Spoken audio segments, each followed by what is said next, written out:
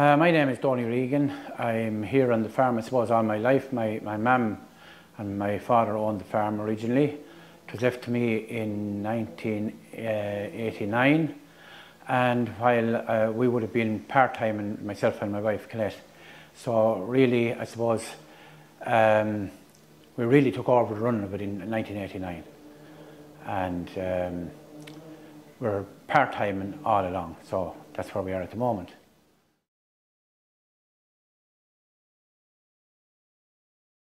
First of all, we got a letter from the Department of Agriculture seeking interest in it if we were interested. So, look, we said we'd sign up, and then Doug came out from GRI, and we had a good long chat about it all, and certainly interested in it. We're very interested in it. We have 12 acres of bog there that was just waste ground really, and just wanted to see what would come out of it and take it from there.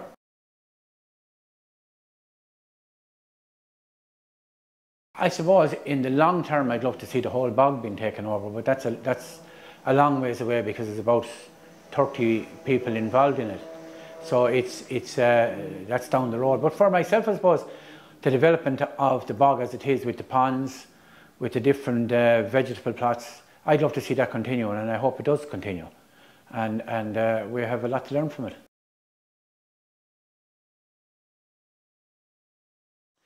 I've learned, I suppose, to respect the bog, probably. It would have been there vacant all along. We never did anything with it.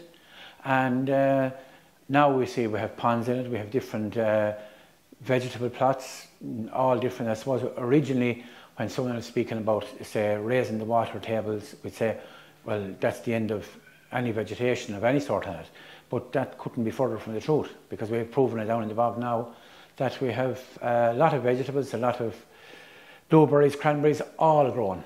Rhubarb, cabbage, cauliflower. There's no problem with any of them growing.